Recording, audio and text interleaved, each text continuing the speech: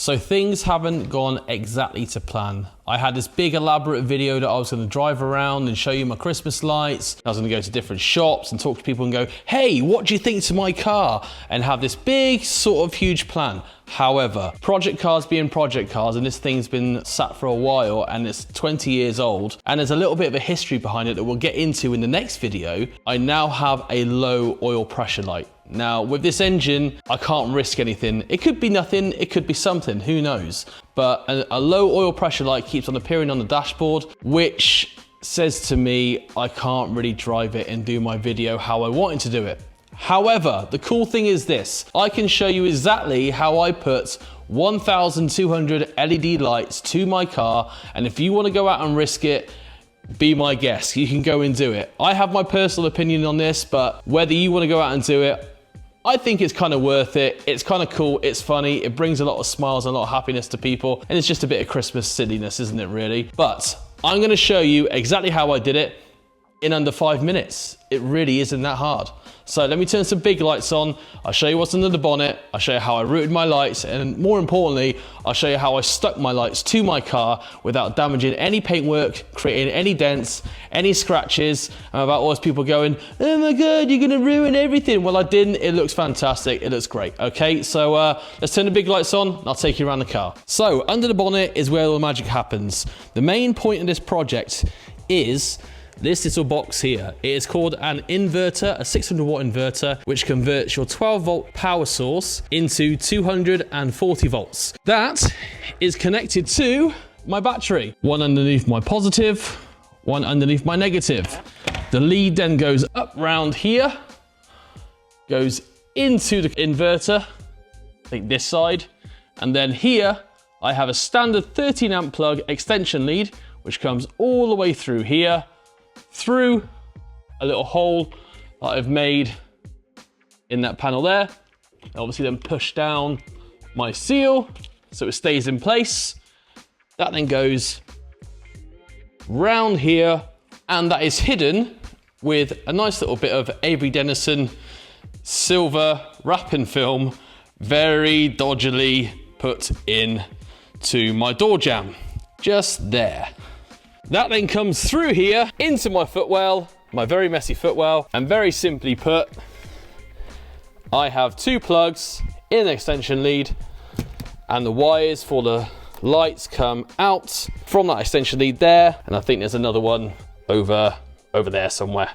So I've turned the big light off so you can see it a bit better. Now it comes out from my door here, and obviously then I've looped it round, done my first sticker here, which is a small 4 centimeter diameter sticker, and it goes all the way up and down my door, left to right, until we get to the top, past the handle, over the top here, and it goes past my V5 badge, and from there I then go, where have I gone? From there I've gone down my arch, down, back up round, and to the front of my car. That then continues round the front, over the bonnet, the other side of the door, and that is one set of lights there. Now the other set comes out from here, from the driver's side door, and that goes up and down here. It goes all the way around the back of the car, around the other side of the car, up the C-pillars, and covers the roof. And that is the entire coverage of my Beetle. Now the best bit about this is the whole entire car still opens up and is still functional, like I shall display right now. Driver's door, the boot, passenger door, and the bonnet. It all works. You can still get your shopping in, you still get your friends in, still go for a laugh, do whatever you want to do. That is the simplicity of putting nice little Christmas lights to your car. What I've done with mine is I've got some special little stickers. Because I own a sticker business, it's easier for me to do this, but I recommend using something like this. Now, I made these. This is Avery Dennison wrap film that we use within our business for our daytime stuff, hence the infinite graphic stuff in the background. We'll get to that another day. Now, these are small little 4 centimeter diameter sticky little stickers, and that is what hides my lights all over the car. These LED Christmas lights are your absolute bog standard home Christmas lights. I got these from B&M, which were around about £15 a box. Here you can see the 4cm Avery Dennison wrap vinyl stickers that I made to apply the lights and keep them stuck to the body of the car. They don't have to be perfect, but they've done an absolute fantastic job of hiding the wires and also camouflaging it into the original colour of the bodywork of the car. Whew. The hat got too hot. Now, ultimately, that's what you got to do to put Christmas lights to your car. Now, whether you think it's worth it or not, we'll go over the legalities of that in a second. But first, I need to get home. It's Christmas Eve, and we can discuss more about what we're going to do with this car in the future. So, let's get back to the home studio. And just like that, we are back in the home studio. Now, what are the pros and cons of actually having lights strapped to your car driving around?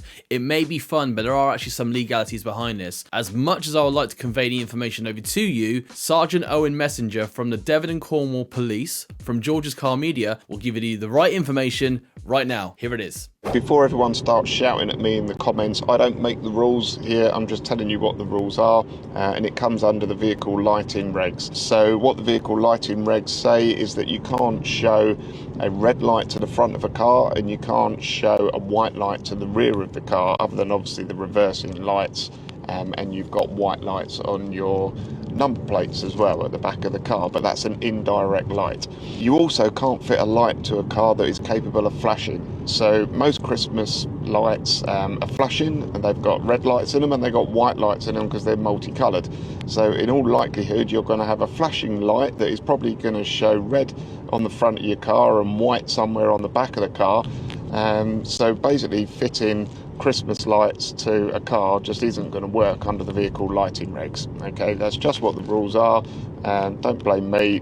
That is how they are. Some of the bits of the information that are the law, of course. Now, here's my little bit of a gripe that I've got with it. Now, I'm going to read this from down here. Did you know this? In the UK, the penalty for having Christmas lights on your car can include a fine of up to £2,500, 3 penalty points on your license, or even a driving ban. This is because Christmas lights can obstruct your view, pose a safety hazard, or resemble emergency vehicle lights. Now that sounds pretty fair, right? But can you tell me what the problem is with this?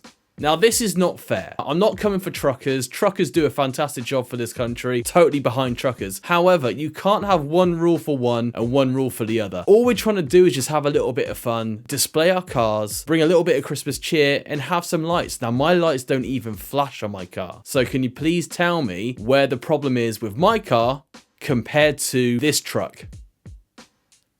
It's a different ballpark, isn't it, really? Now, yet again, don't think I'm going after truckers or trucks in general here, as I am fully behind trucks in this country and abroad as well, because, you know, truckers do a fantastic job logistically moving things all around the country and the world. But there has to be a comparison there somewhere, where the police are saying don't have flashing lights on your vehicles, don't have red lights on the front of your vehicles, and don't do this and don't do that. But yet, at the same time, you know, now, I've been really, really lucky. So those were the cons. But myself, there's been a lot of pros behind all this. And the pros have been, I've driven in front of police and they've been like, hey, that's amazing. I've even had police and fire engines flash their blues in full support of what I'm doing for bringing a little bit of Christmas cheer. Because let's be honest, 2024 hasn't been the greatest year for anyone. I've even had amazing Facebook comments that I posted a picture of my car into a local Facebook group of where I live. And they all say stuff like this, which is absolutely amazing. You know, like, I love this. It's amazing. It's, you know, thank you so much. Can I bring my kids around to come see it? So tell me where the negatives are with this. But ultimately, it's down to you. You now know the risks. You know how to do it.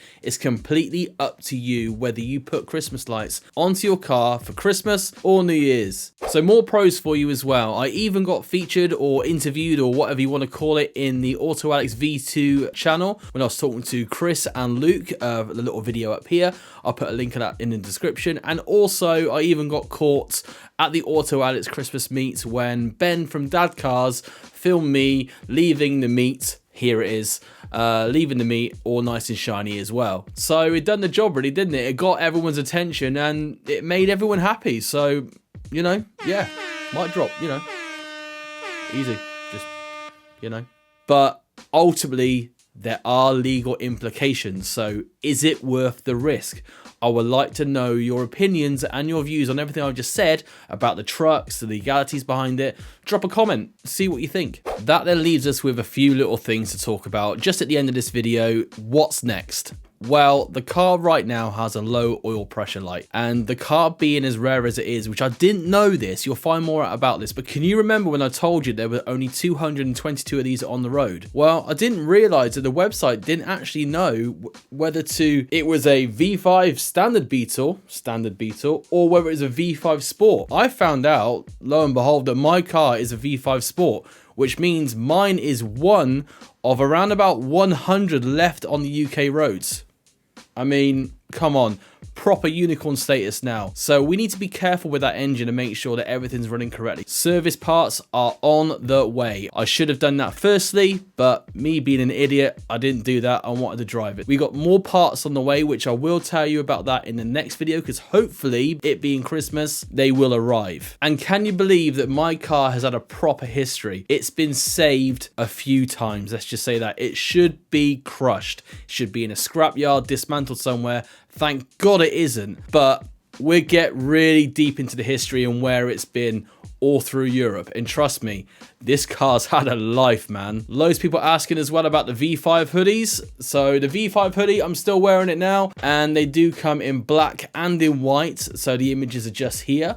So the link will be in the description. So if you want to actually support the V5 build, hoodies, link in the description. Please go and buy one. It all helps. And do not forget, if you've actually enjoyed this video, like, subscribe, hit the bell to get notified every single time I upload a new video. I hope you've had a fantastic Christmas, having an even better Happy New Year. Get drunk, get merry, have fun, and I will see you in 2025 with more updates on the V5 Beetle and maybe a few more projects on the way. Till next time, see you in the next video.